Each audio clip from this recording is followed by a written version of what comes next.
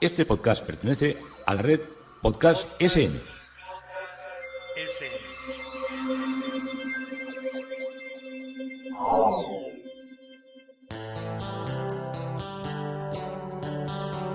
Historia con sentido.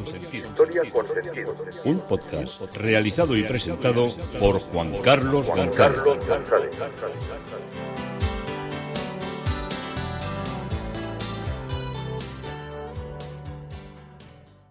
Un saludo a cuantas personas se acercan a través de las redes sociales, de Facebook, de Twitter, de mi página web Historia con Sentido. Yo soy Juan Carlos González y un día más encantado de acercaros una parte de la historia.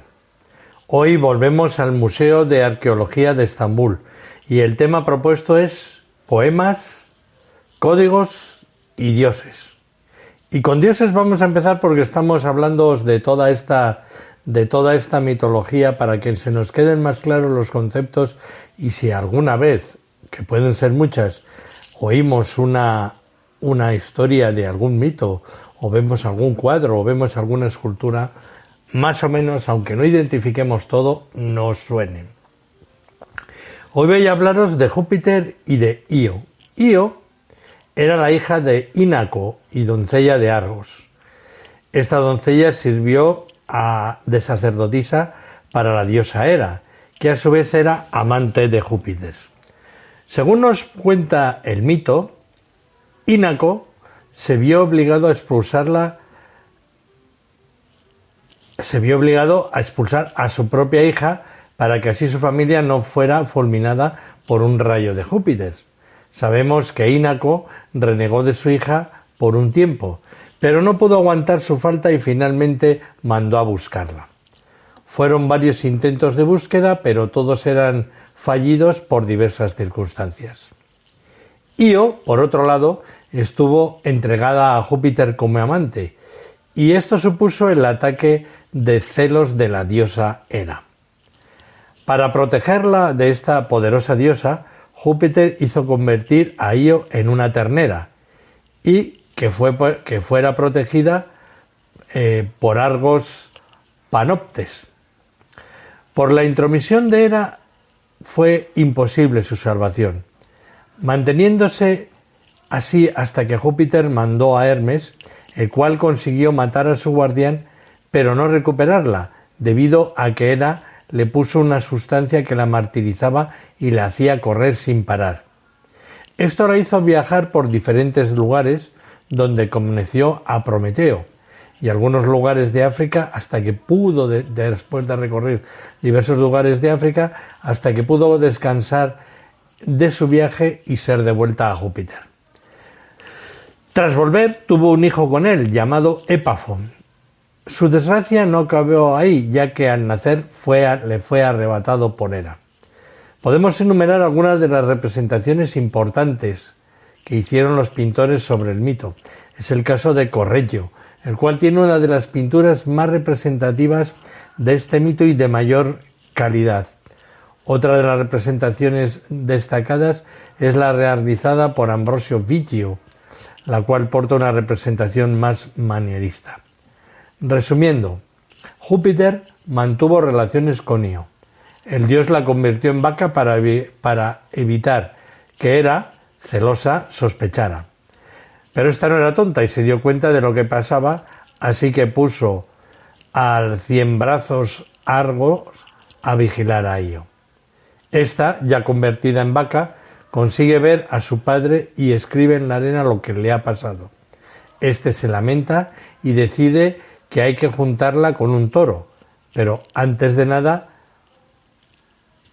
aparece Argos y se la lleva de nuevo. Zeus, para librarla de su amante, hace que Hermes acabe distrayendo, lo cuenta en un cuento sobre Pan y Siringe, a Argos. Y ahora vamos a Pan y Siringe. Siringe era una náyade y quería conservar para siempre su virginidad. Era una vestal.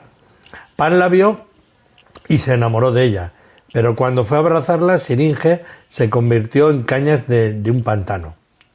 Hermes adormece a Argos y le mata, escapando entonces a Egipto. Saturnia, Hera, enfurece y envía a Irnia, que la persigue. Al final, Zeus aplaca la ira de su mujer e Io vuelve a ser persona, siendo venerada como una diosa y teniendo un hijo de Zeus llamado Épafo. El mito de Argos es en su versión latina parte de una de las innumerables infidelidades de Hera, junto con la mitología romana. De las innumerables infidelidades que Hera tenía que soportar por parte de su esposo y hermano Zeus. En esta ocasión, Zeus, Júpiter para los romanos, se enamoró de Io, una doncella sacerdotisa de Hera. Para poseerla, Zeus, dios omnipotente del Olimpio, arrojó al mundo una espesa neblina, convirtiéndose él mismo en nube para poder estar con la doncella y hacernos ser vistos por su esposa. Hera los encontrará juntos y, presa de los celos, convertirá a Io en una ternera blanca, esta que pintan también esos pintores que os he citado. Esta encomienda a su amigo Argo, el gigante de los 100 ojos, que se encargue de vigilar a la ternera noche y día. Resulta difícil imaginar un guardián mejor que Argo, el gigante mitológico que nunca dormía, ya que por las noches descansaban con los 50 ojos y tenía los otros 50, como tenía 100 ojos, los 50 ojos o los otros siempre los tenía alerta. Y rescatar a Io parecía una tarea imposible. Sin embargo, Zeus confió la misión al dios Hermes. Hermes es Mercurio para los romanos. El dios mensajero, el del ingenio, el de la astucia y el de la mentira. Hermes apareció en el olivo donde se encontraba Argo y la ternera, disfrazado de pastor, y se valió del dulce sonido de su flauta para adormecer por completo a Argo y que cerrara los otros 50 ojos, momento en el que le dio muerte decapitándolo y rescató finalmente a Io. Hay un cuadro de Velázquez que está en el Museo del Prado, un cuadro de hacia 1659, en que representa a Hermes con un sombrero alado y una flauta en el momento que ha adormecido a Argos. Es muy bonito. Y luego también hay otro de Pedro Pablo Rubens en el Museo del Prado, que es Mercurio y Argos, representa en el momento en que Hermes decapita a Argo, que se encuentra dormido debido a la flauta, a la música de la flauta que ha hechizado al gigante. Entonces está con una mano, tiene la flauta, al lado está el ternero blanco, ternera es preciosa, es absolutamente espectacular, y en la otra mano tiene levantada la espada para decapitar a Argo. Hera, víctima de la ira y del dolor, conmemoró a su fiel guardián Argo a través de un gesto que dura hasta nuestros días. Colocó los 100 ojos del gigante en las plumas del pavo real. Esa era la ave favorita de Hera, por lo que sigue viendo el mundo a través de los tiempos. Es por esto que la iconografía de Hera se representa montada en un carro tirado por pavos reales o acompañada de estos. Es otro cuadro que también está en el museo, lo trajeron aquí cuando hicieron una gran restauración del Museo Balras Richard de Colonia, y trajeron este cuadro que llamó mucho la atención, que era Juno y Argos, que Rubens representa a Juno, a Hera, retirando los ojos de la cabeza de Argo para depositarlos en los pavos reales. Y debajo está el cuerpo de Argos decapitado. Grandísimo cuadro.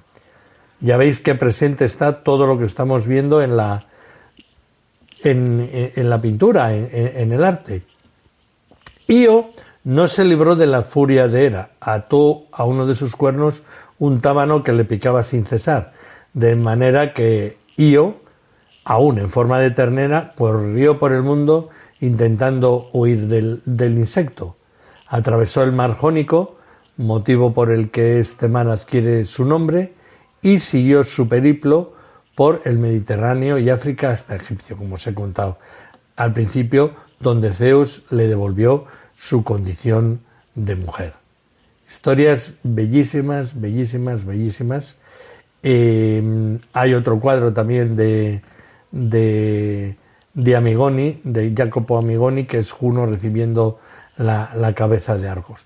Y como observamos, numerosos artistas, pues eso, de la talla de Velázquez, de Rubens, han plasmado en lienzos su propia interpretación del mito, una historia de pasión, de celos y de amistad eterna que nos hará ver al pavo real como un animal más mágico, si cabe. Ya lo vemos como un animal excepcional y ahora lo vamos a tener, lo vamos a entender más cuando veamos una pintura y veamos a un pavo real. Nos acordaremos de los ojos que le trasplantó una diosa para que siguiera vigilando al mundo. Y nos volvemos con estas historias de poemas, de códigos y de dioses, nos volvemos al Museo de Arqueología de Estambul, con algo tan absolutamente deslumbrante como es la tablilla del Código de Hammurabi, que se puede ver en la quinta sala. Hammurabi es el sexto de los 11 reyes de la antigua dinastía babilónica.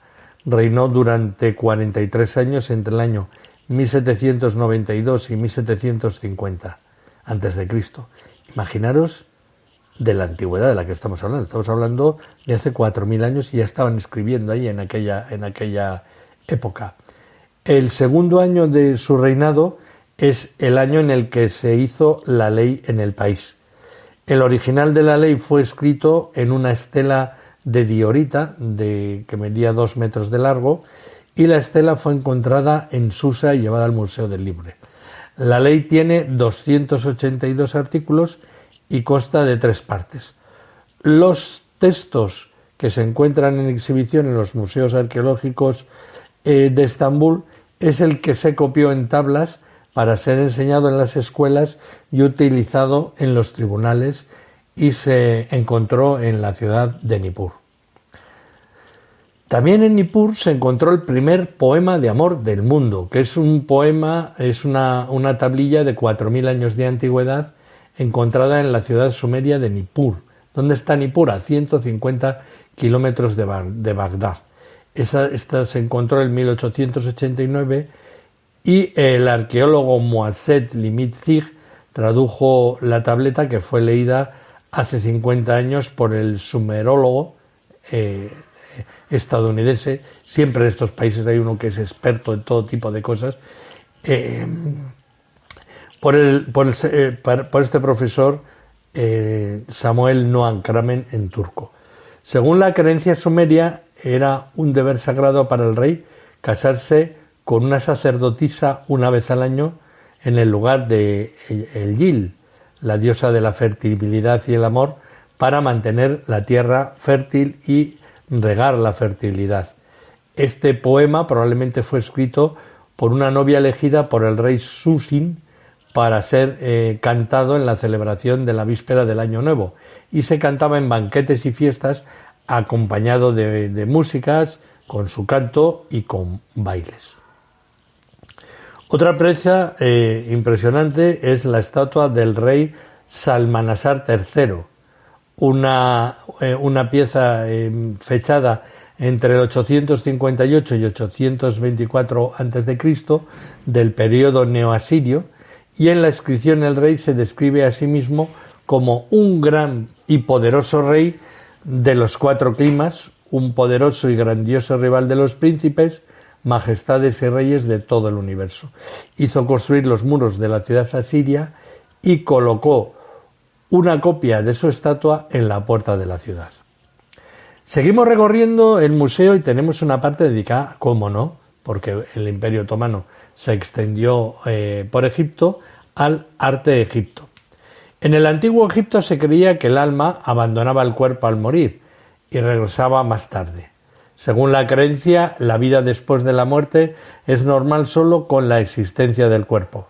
Por ello, enterraban a los muertos o bien en tumbas monumentales como las pirámides, en mastabas, en tumbas de roca, o bien en simples fosas excavadas en la arena, según su estatus social.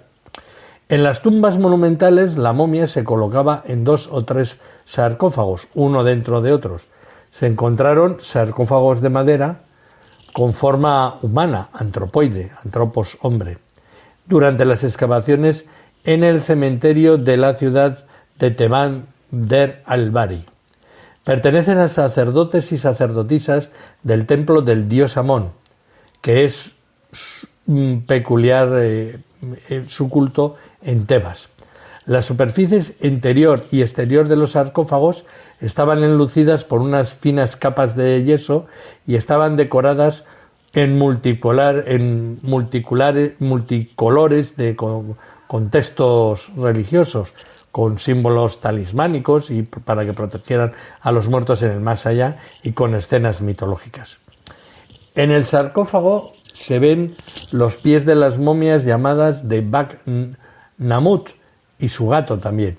Los órganos internos extirpados antes del proceso de la momificación eran momificados y colocados cada uno en unas vasijas llamadas cánopes. Las tapas de estos vasos tenían la forma de la cabeza de 4 dioses, los protectores de los muertos. El jarrón de Hamset con forma de cabeza humana se almacenó allí, se almacenaba en el contenido el estómago. En el jarrón de Hapi, que era con una cabeza de mono, se almacenaban los pulmones. En el jarrón de Horus, contenía una cabeza de halcón, se almacenó el hígado. Estas representaciones se pueden ver aquí en nuestro país, en el Museo Arqueológico Nacional, en el MAN, en la parte dedicada a Egipto, y se pueden entender también bien claro, si no vais a ir a Tel Aviv, como estamos hablando a Tel Aviv, a Estambul. A veces la momia se envolvía en cubiertas de cuentas en forma de red y se colocaban almohadas de madera debajo de su cabeza y se colocaban cestas de cuentas de mimbre en lo que era la cámara funeraria. Otra de las piezas interesantes es un busto que se cree que pertenece, un busto grande y bello, que se cree que pertenece a Alejandro Magno. Es un busto que vino de Bérgamo, posiblemente adornaba el gran altar construido por Eumenes II en el siglo II a.C. Rey de Pérgamo, hijo de Atalo I, a quien sucedió en el año 197 a.C. y murió en el 159, hizo un tratado de paz con los romanos y recibió las ciudades de Orea y Eretria, en la Eubea. Auxilió después a los aqueos en su guerra contra Siria y obtuvo en premio la posesión de Misia, de Galacia, de Lidia, de las 2 Frigias, de la Licaonia, Lismaquia y Queroseno de Tracia.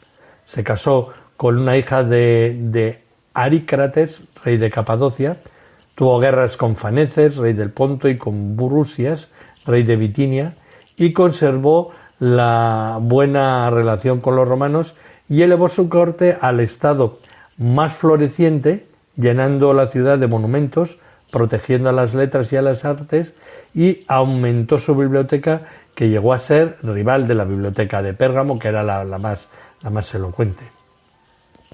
Otra estatua interesante es la estatua de Marsias, que data del periodo helenístico.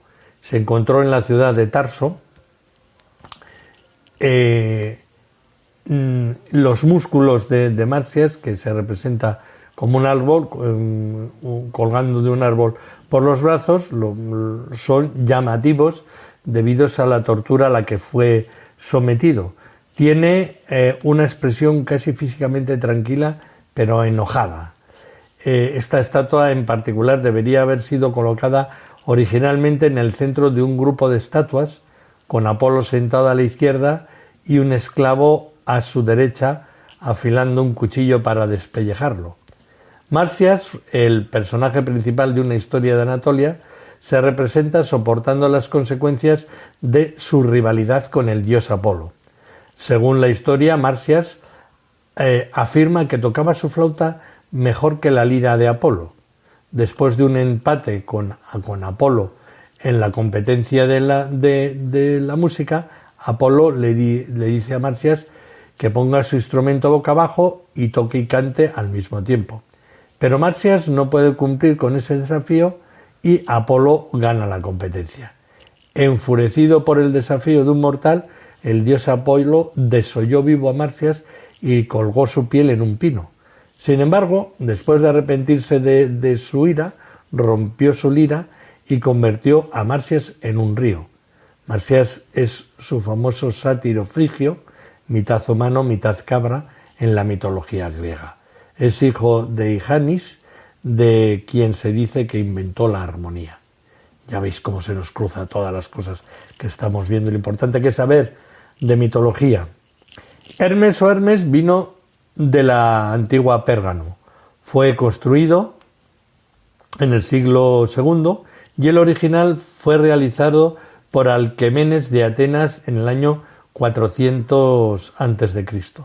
Hermes en la historia es hijo de Zeus y de Maia y es el mensajero de Zeus. Se le considera el más astuto de los dioses, es el más rápido de los dioses y también lleva una varita mágica.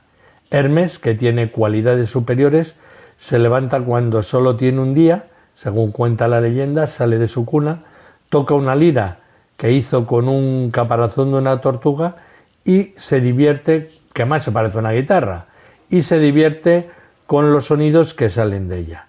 El ágil mensajero Hermes es el protector de todos los atletas, así como de los ladrones, de jugadores, de comerciantes, ya que es inteligente y astuto.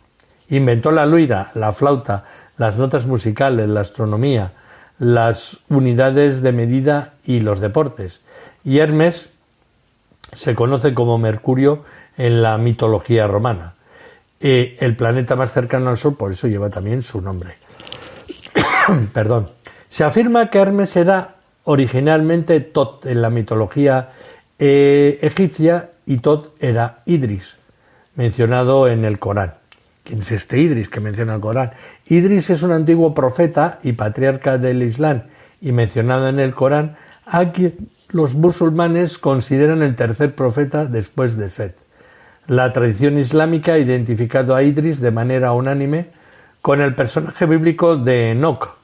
Si bien muchos eruditos musulmanes de los periodos clásicos y medievales también afirmaron que Idris y Hermes Trismegisto eran la misma persona. Es descrito en el Corán como veraz y paciente, y en el Corán también dice que fue elevado a un lugar sublime.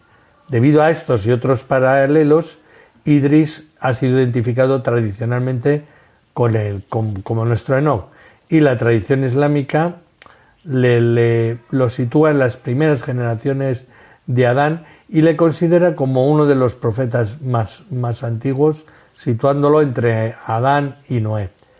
El particular estatus de Idris ha inspirado muchas tradiciones e historias posteriores en lo que es el folclore islámico.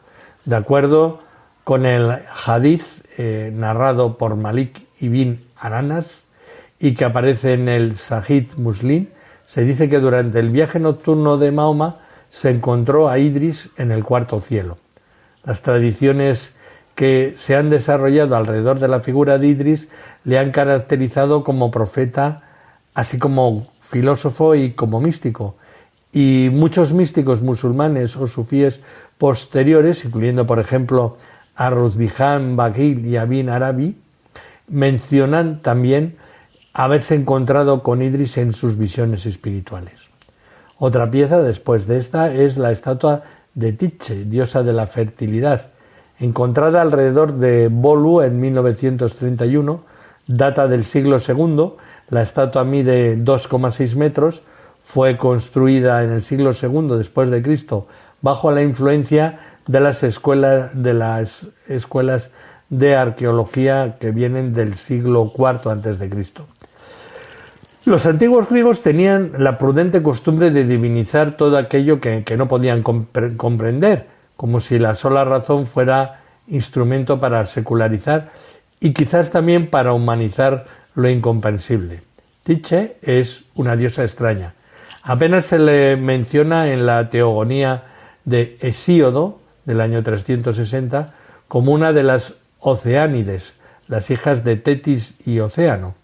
lista que se reproduce en el himno homérico de Demeter, cuando se le nombra, hacia el 420, entre las ninfas hermosas que cogían flores junto a Perséfone cuando ésta fue raptada a los infiernos. Como a Dionisio no se le nombra en los poemas homéricos, de lo que se queja Pausanias, y solo en tiempo muy tardía se le incorporó al catálogo divino. En ese sentido, la incertidumbre como la embriaguez y la enajenación teatral comparten el dudoso privilegio de haber llegado tarde al banquete de los dioses. No nos queda más remedio de que acudir a la etimología. Tique o tique, como algunos prefieren castellanizarlo, previene del verbo encontrar o encontrarse, obtener casualmente. En todas las acepciones remite a una idea de causalidad, de azar, de suerte, de eventualidad, de contingencia, a lo que no podemos prevenir, a lo fortuito y generalmente favorable, en cuyo caso los griegos no dudan en ponerle esta etiqueta como de la buena fortuna. Pero a veces también la suerte podía ser desfavorable. Solo con el tiempo su fama y poder fue creciendo y en el siglo II un historiador como Pausanias reclama que el himno a Demeter se haya limitado a mencionarla así sin más, sin proclamar que es la mayor de las diosas en los asuntos humanos y la de mayor influencia. Se ve cuán grande es el influjo del azar en tiempos de Pausanias. Pero el ascendente de Tique es sin duda anterior y su culto más extendido. Prueba de ella es que después de Alejandro se le haya asociado a ciertas divinidades orientales, también y muy especialmente a la egipcia Isis, en cuyo culto llega a sincretizarse, cosa por más común en el singular periodo de mestizajes de dioses que fue el helenístico. Se le representaba con los ojos vendados para significar que era ciega, portando distintos objetos que indistintamente eran atributos de la fortuna, un ramillete de espigas, símbolo de la fertilidad, o un cuerno de la abundancia. Así aparece en dos estatuillas, ambas encontradas en Andalucía, quizá no no sabemos cómo habían llegado allí, y son las llamadas Fortuna d'Italica, hallada cerca de Sevilla, y la Tiche de Antioquía, que la conozco muy bien, que se encuentra en el Museo de Antequera y que algunos de los que estáis oyendo este podcast la habéis contemplado conmigo. Incluso se le llega a representar tomando un timón para significar que dirige el destino de la humanidad y hasta balanceando sobre una pelota para simbolizar cuán inestable es la fortuna humana. Sin embargo, el más irrefutable de sus atributos es una curiosa corona que ceñía sus sienes, las murallas de una ciudad con todo y con sus torres. Y resulta que los antiguos no solían separar los asuntos públicos de los privados de un modo tan tajante como nosotros, y estaban perfectamente claros que en su destino personal estaba estrechamente ligado a los de la ciudad, y la suerte de la comunidad era su suerte propia. Por ello, casi cada ciudad tenía su propia Tiche, una diosa poliada cuyo culto cuidaban con esmero los ciudadanos. Tampoco debe extrañarnos el que la diosa Fortuna haya ocupado un lugar muy principal en el panteón romano desde que fue tempranamente introducida por el rey Servio Tulio en el siglo VI antes de Cristo, y tan antiguo era el culto cuando Ovidio en sus fastos relata que Fortuna, siendo virgen, se enamoró perdidamente de Servio Tulio, en cuyo palacio se introducía por las noches a través de una pequeña ventana. Después Fortuna confesará llena de culpa sus ilícitos amores, pues ilícito es para una diosa enamorarse de tal forma de un mortal. Por ello, muerta de vergüenza, desde entonces se tapa la cara con un velo. Al parecer, en el tiempo de la diosa en Roma, se conserva una estatua en la que se representa a ella con la cara tapada con el velo y Servio Tulio cubierto con togas. Y los romanos, tan pragmáticos, solían distinguir varios apelativos con los que invocaban dependiendo del caso. La llamaban Fortuna Redux para proteger a los viajeros que salían de casa, Pública para salvar los asuntos de la ciudad, muchas veces en manos de los ciudadanos, Iusque Dei para ayudar a resolver los pequeños inconvenientes cotidianos. Y la existencia de la diosa Fortuna pública, la fortuna pública, revela cuán cerca se encuentran para los romanos el azar y los asuntos del poder. Hay quienes, a pesar de Pausanias, dice que Tiche, Fortuna, no era una diosa, pues carecía de un mito propiamente y que era más bien un juego de símbolos, no más que una elaborada abstracción. Esto lo dice, por ejemplo, Pierre Grimal, que sin embargo la incluye en el Diccionario de Mitología Griega y Romana, editado en París en 1951 y que es una de las obras de referencia. Y quizás por miedo a traerse la mala fortuna, por lo que la incluyó. En todo caso, su existencia nos revela lo ciertos que estaban los griegos y romanos del peso de la incertidumbre en la vida de todos nosotros. Y hasta aquí nos ha traído el capítulo de poemas, códigos y dioses que estamos recorriendo en el Museo de Arqueología de Estambul. Historia con sentido, Juan Carlos González.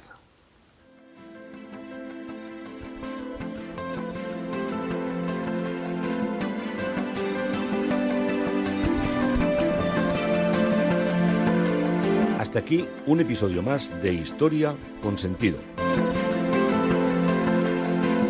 El podcast que te habla de historias de la historia, sucesos, eventos, como si el ayer fuera hoy. Síguenos a través de iTunes, Spreaker o iVoox. Contacta con nosotros por correo electrónico escribiendo a podcast@historiaconsentido.com.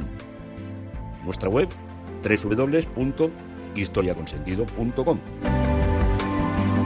Y en Twitter nos encontrarás como @historiasentido. Este podcast pertenece a la red Podcast SM.